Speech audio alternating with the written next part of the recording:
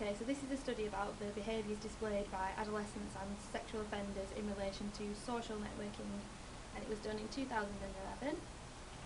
Okay, so the majority of today's youth are using social networking sites to communicate with each other, as well as do other things such as blogging and research, etc.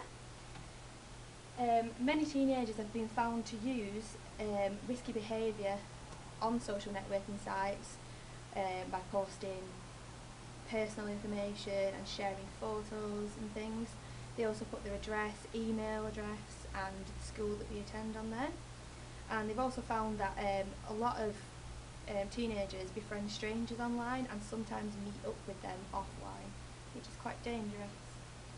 And other research found that sexual predators increasingly use social networking sites to lure and sexually exploit minors.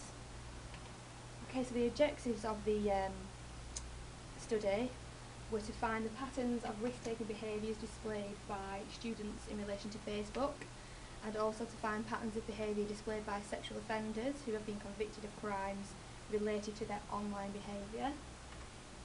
They used 2,481 participants aged 9 to 18, so they were in the student category.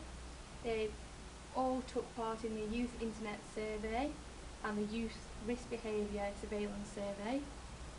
They used 466 male sexual offenders, and they answered a questionnaire based on their type of usage on Facebook.